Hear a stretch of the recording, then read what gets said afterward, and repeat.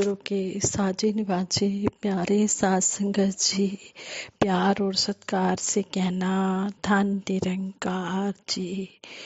बड़े भाग मानुष तन पावा, सो दुर्लभ सदग्रंथ ही गावा। साथ संगत जी कहते हैं कि बड़े ही भाग्य की बात है कि हमें मनुष्य जन्म मिला है। इसके बाद भी अगर हम इंसान की तरह ना जिए तो कितनी नादानी है। सतगुरु बाबा हरदेव सिंह जी महाराज अपने विचारों द्वारा हमें समझाते हैं कि अगर इंसान का जन्म लेकर भी इंसानियत नहीं मन में आई तो इससे बड़ी नादानी और क्या होगी। इसलिए कदम कदम पर महापुरुष संत जन यही एहसास करा रहे हैं कि इंसान जरा सोच तो सही, क्यों तू हैवानों वाली चाल चल रहा है, क्यों पशुओं वाली चाल चल रहा है। बड़े भाग्य की बात है कि तुझे मानव जन्म मिला है, लेकिन तू इसकी कदर नहीं कर रहा है। इसकी कदर कर ले, एहसास कर ले, ऐसा ना कहना पड़े हीरे जैसा जन्म है कोडी बदले जाए। जन्म तो तुझे हीरे जैसा अमोलक मिला है, लेकिन कदर न करने के कारण तू इसे कोडियों के भाव गंवा रहा है। कहते हैं मार्ग मोती बिखरे अंधा निकस्यो जाए, ज्योति बिना जगदीश के जगत उलंघी आए। मार्ग में तो मोती बिखरे पड़े हैं, लेकिन एक अंधेपन का प्रूफ तू दे रहा है। जब तू मानव के रूप में पैदा होकर भी इंसानियत नहीं अपना रहा है तो संत महात्मा कहते हैं तुझे हीरे जैसा जन्म मिला है, तूने इस जन्म की कदर करनी है। इंसान के रूप में पैदा हुए हैं तो इंसान की तरह तुमने जीवन जीना है।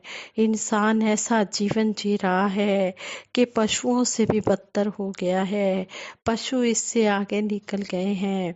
कहते हैं एक आदमी और एक कुत्ता दोनों के स्वभाव देखें। अगर आपने कुत्ते का पालन पोषण किया, उसको भोजन दिया, तो उसने पलट कर तुम्हें काटा नहीं।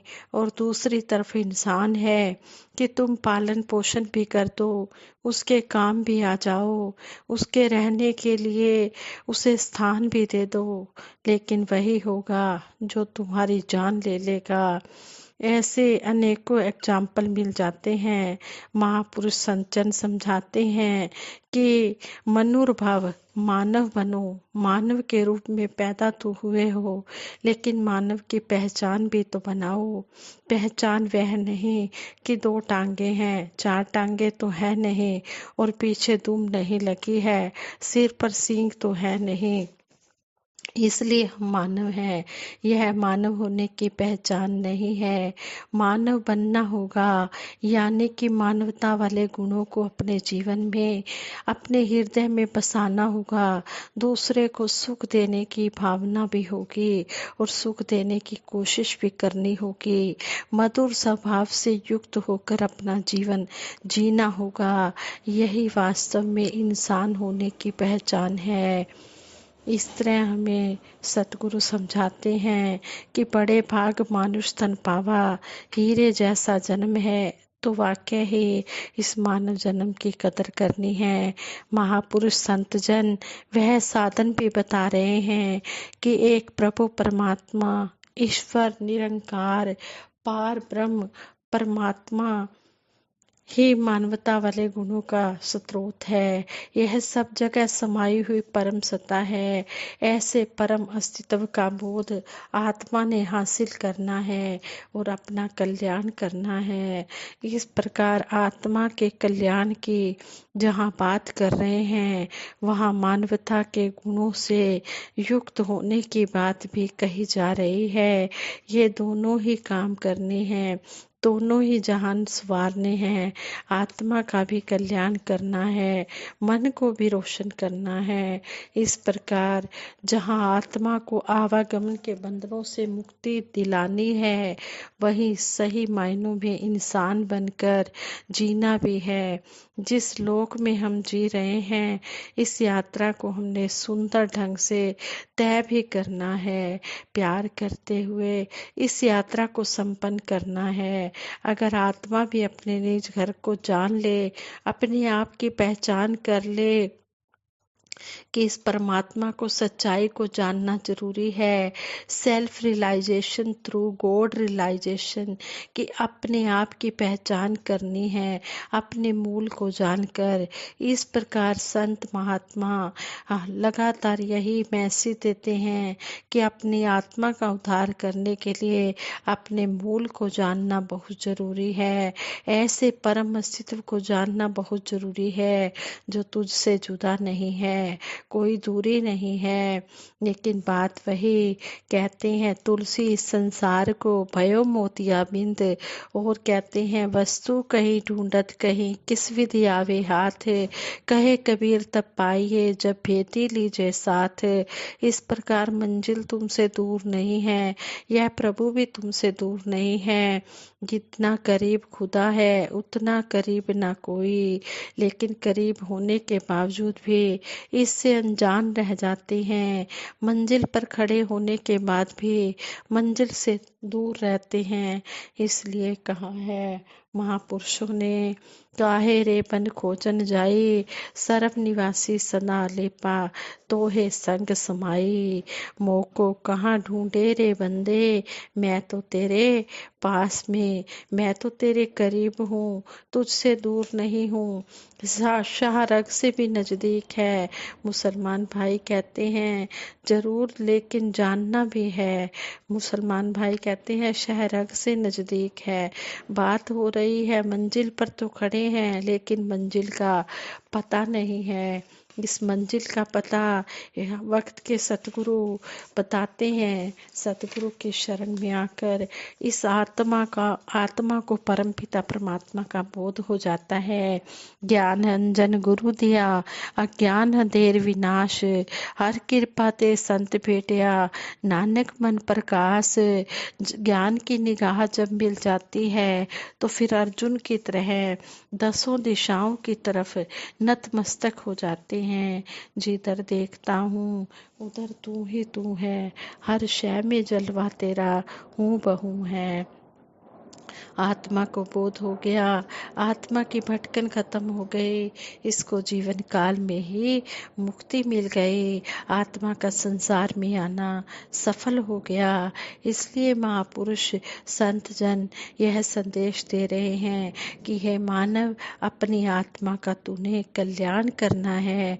अगर यह सुनहरा अवसर हाथों से छीन गया, जीवन की यात्रा संपन्न हो गई और जो काम करना था जरूरी वो काम ना किया, फिर महापुरुष कहते हैं जन्म तो मिला था अमोलक, लेकिन कोड़ियों के भाव इसे गंवा दिया। इसलिए ऐसी नादानी नहीं करनी है, इस अमोलक जन्म का पूरा पूरा लाभ उठाना है। महापुरुष संत जन यह मैसेज, यह पैगाम युगों युगों से देते चले आ रहे हैं और आज भी दे रहे हैं। परमात्मा के गुणों का वर्णन करना, इसका जिक्र करना मुबारक है, वो तो करना ही है।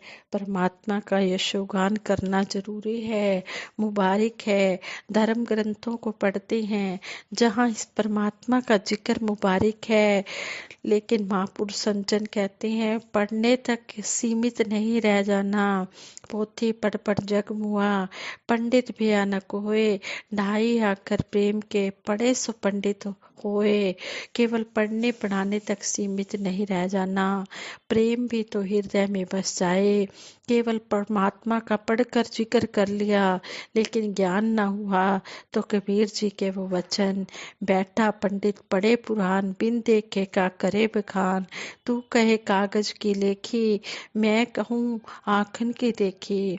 कि पढ़ने में कसर नहीं छोड़ी, लेकिन ज्ञान की नज़र नहीं मिल पाई। जब तक ज्ञान की नज़र नहीं मिली तब तक तुझे यह बोध नहीं हो पाएगा जिसका वर्णन किया जा रहा है। बेशक तेरे नजदीक है यह परमात्मा अंग संग है, लेकिन तेरी भटकन बनी रहेगी जब तक तू इस परमात्मा को सतगुरु की शरण में आकर जानेगा नहीं। जैसे कि वो एग्जाम्पल भी दिया जाता है कि एक इंसान को काम था किसी ऑफिसर से, वह मुंबई में डिपार्टमेंट मुंबई में था और वह रहता दिल्ली में था। दिल्ली से चलकर मुंबई जाना है, उस ऑफिस में जाकर उस पार्टिकुलर ऑफिस से मिलकर उससे ने अपना काम करवाना था। जैसे ही वह गाड़ी में सवार हुआ दिल्ली के स्टेशन से, सारे रास्ते मन में भटकन कि कब मुंबई आएगी, कब मैं उस ऑफिस में पहुंचूंगा और कब उस ऑफिसर से मिलाप होगा और उससे साइन करवा कर मैं अपना काम करवाऊंगा। इस प्रकार भटकन में ही सारी यात्रा तय हो गई। मुंबई पहुंचा, स्टेशन से बाहर निकला और अगले दिन उस पार्टिकुलर ऑफिस में पहुंचा तो वहां जाकर देखा कि सामने जो ऑफिसर मौजूद है वह तो वही है जो पूरी यात्रा में ठीक सामने वाली सीट पर बैठा हुआ था, लेकिन शक्ल से अनजान होने के कारण पूरा सफर 24 घंटे का इसी परेशानी में बिता दिया कि वह ऑफिसर मिलेगा कि नहीं मिलेगा, वह होगा कि नहीं होगा। काश उस ऑफिसर की उसको पहचान होती तो डिब्बे में बैठते ही उसकी सारी प्रॉब्लम दूर हो जाती। लेकिन बात वही कि कहे कबीर तब पाइए जब भेदी लीजिए साथ, भेद नहीं पता है तो भटकन है।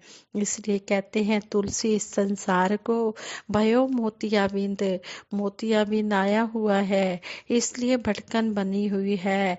खुदा पर्दे में नहीं पर्दे में तुम हो, खुदा पर्दे में हो ही नहीं सकता। जो इतना विशाल है, असीम है, पर्दा तो इससे बड़ा ही होना चाहिए। तुम्हें अभी यह बोध हासिल नहीं हुआ है तभी यहाँ वहाँ भटक रहे हो।